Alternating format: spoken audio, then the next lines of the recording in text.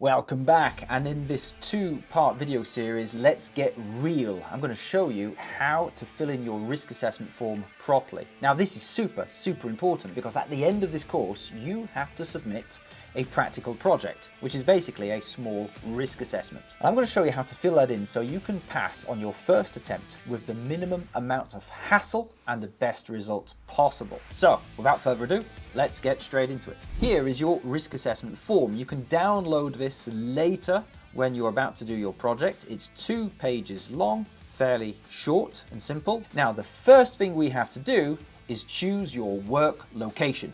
Well, I have chosen for this example to use the Death Star from Star Wars. When you do your risk assessment, you have to make sure it is a real workplace. Please do not submit anything that is fake or based on a movie or a cartoon. It has to be a real workplace or you will fail your project on the very first attempt. Okay, let's just pause it there then. So I've decided I'm going to risk assess the hangar bay. And so that's my choice of workplace. So I'm not going to risk assess the whole Death Star. You might find it useful to choose a smaller work location, which is more manageable, which has a small number of hazards. So first thing we're going to do is fill in the top of this risk assessment form. So let's put in the name of the assessor. That's your name, not me. So let's imagine your name is Dave Smith. And let's put today's date at time of filming. It is the 28th of March, 2024. And we'll put the time in. It is 10 a.m. in the morning. The work area is the hangar bay of the Death Star, version 1. Tasks being assessed. Ooh, what task are we assessing? Well, I'm just going to say something quite vague like use of the hangar bay. Hangar bay activities. Something vague like that. If you work in a warehouse, you can put warehouse activities. But if you wanted to do something really specific, you can do that as well. You might be able to say, have the use of a jackhammer, and you might have enough hazards from that jackhammer to do your whole risk assessment. You decide. Now that we've filled in that top bit, let's choose our hazards. So the risk assessment form requires us to identify 4 hazards. Can you see we've got 1 box, 2 boxes, and then on the second page we've got box 3, box 4. So we've got 4 rows. You have to identify 4 hazards. Now the key thing here is that all of your hazards must be quite different. Let's take a look at the Death Star. My goodness, can you see that? Can you see just how many hazards there are in the hangar bay of this Death Star? So firstly, I can spot very easily 2 different work at height hazards. We've got this massive gaping hole in the floor, which is some kind of lift. And we've also got this platform up here, some kind of loading bay or something. And we can see there's an open edge there. Now, key mistake number 1 that you have to avoid is do not have 2 work at height hazards on your risk assessment. That should be avoided. We want to make sure all of the hazards are different. What you could do is you could group those 2 work at height hazards into 1. So let's write that down. We're going to say work at height hazards such as, and now I'm going to describe them. So here is another big mistake to avoid. Don't just write work at height. Like, what does that mean, work at height? It's not a hazard, it's a type of hazard. Tell me what the work at height looks like. So, work at height hazards such as the open edge of the lift and also of the loading bay platform. Okay, now I can kind of picture what that means. That's 1 hazard. Now we need 3 more. Let's take another look. Right. So we've got another issue with the lift here. So I'd like to point out we've got some kind of mechanical trap hazard on this lift. Have you noticed that this whole lifting mechanism rises up and down and potentially it could trap people's feet in there? So it's a mechanical trapping hazard. Trapping hazard between the lift platform and the floor. I'd also like to point out we've got some trip hazards, quite a few around here. If we look again here, we've got these lights and these kind of strange things sticking out the floor. I don't really know what they are, but they look to be like a massive trip hazard. So let's stop. Oh, we've got some more over here as well. We've got these lights sticking out the floor. You could trip up over those. Various lights and ramps sticking out of the floor. I'm looking at this, the whole floor looks pretty slippery to be honest. See how shiny that floor is? That looks to me like a slip hazard. I'm going to put the slip hazard and the trip hazard together because it slips and trips. They're kind of the same thing, aren't they? Floor is smooth and slippery. Can you see how much detail we're writing on this? I'm describing the hazard quite specifically. I'm not just writing slips and trips. That's a bit lazy, to be honest. Write a bit more. Okay, in this bit here, we've actually got 2 hazards. Let's watch this.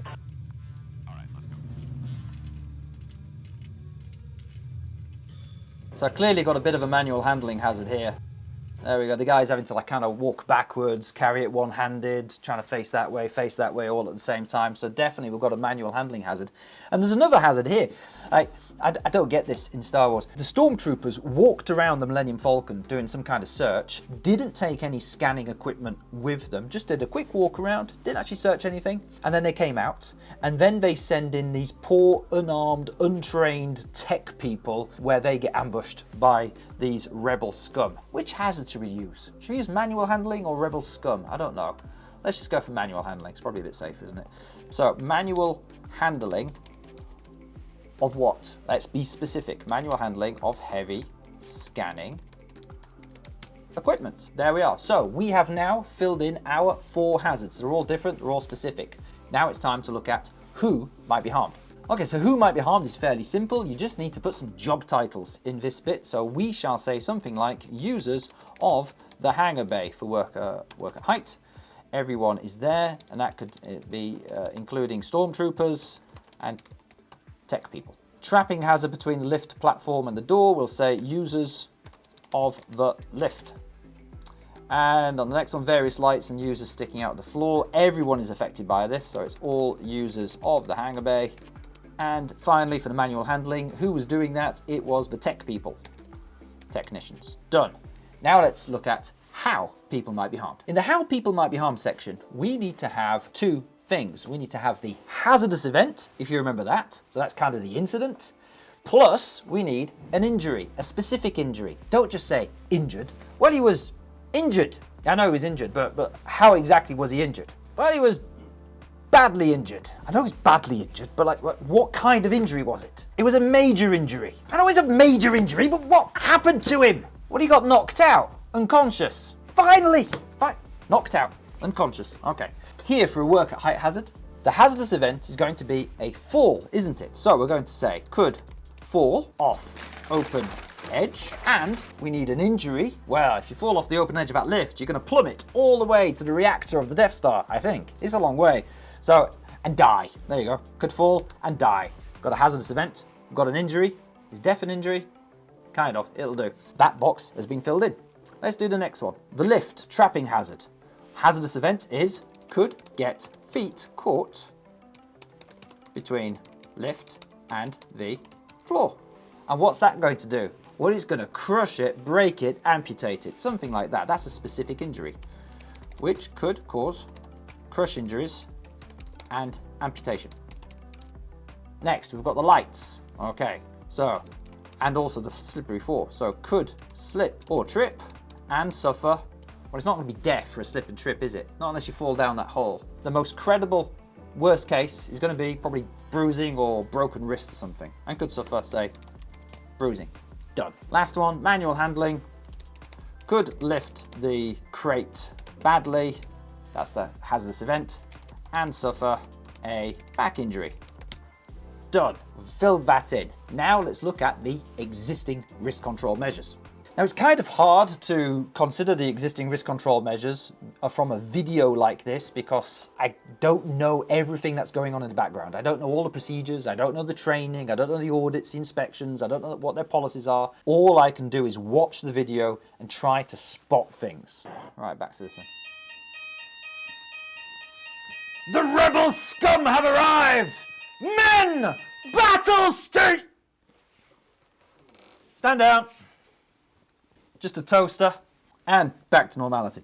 Right, what can I see here for the work at height? Well, there's absolutely nothing on that lift platform, but we do have some guardrails along here, don't we? So those guardrails could possibly protect you from a fall. So let's, oh, we've got another one back here as well. So the loading platform has guardrails on edges. And I might presume that Darth Vader could use the Force and rescue someone who is falling. So we have a Sith Lord can use Force to stop someone falling. So that's a procedure. Next one, the trapping hazard between the lift and the platform. Well, I can't really see much there, but one thing I can see is that this edge is well lit. The edge of the platform is well lit. Hopefully the stormtroopers are aware that you shouldn't put your foot there in the trap hazard. So let's write that down. So the edge is well lit and visible.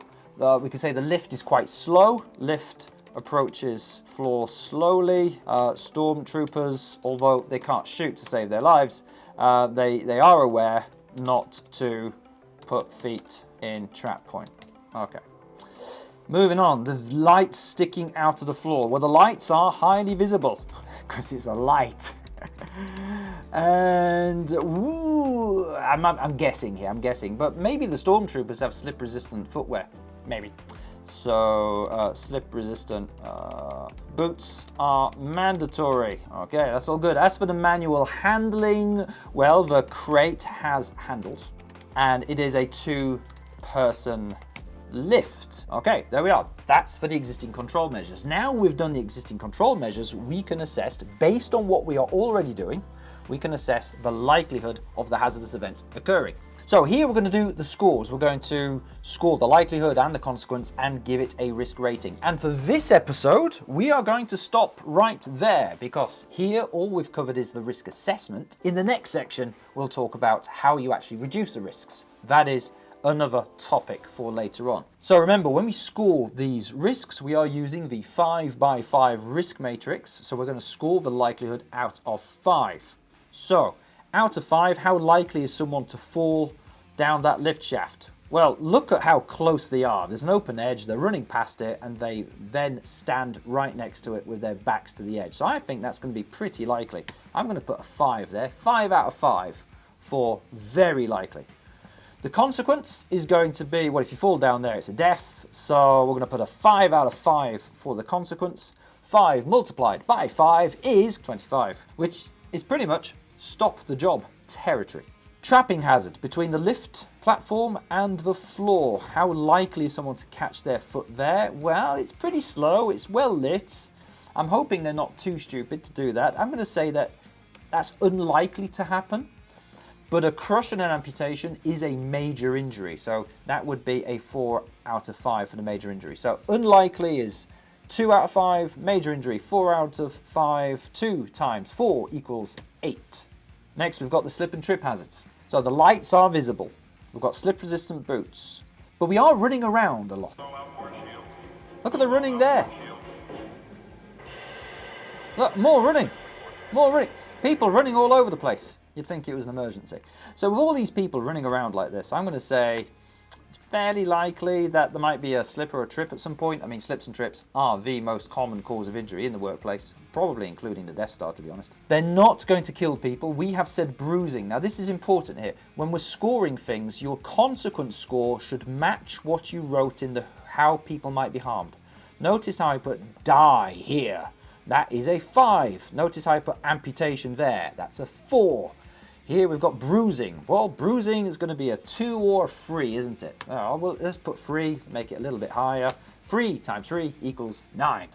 Finally, manual handling. Well, how likely is someone to get hurt? Well, it's looking pretty heavy to me. And they're having to carry it up a ramp, one-handed, the guy at the front. It's not great technique, is it? And, oh yeah, and let's just listen to the big bang. Yeah, that sounded like a big, heavy lump of metal going bang. So I reckon the likelihood of a manual handling injury at some point, not just in this task, but at some point over, say, the next 12 months, if you are regularly capturing rebel starships and smugglers and bringing them in and doing these scanning activities, then at some point, someone's going to do their back in carrying that crate up that ramp. So I'm going to say that's a 3 again. It's fairly likely. A manual handling injury could be a 3 or a 4, depending on your point of view. I'm going to say 3. 3 times 3 again equals 9. And that, my friends, is how you fill in the first half of your risk assessment form. So we shall return to the Death Star.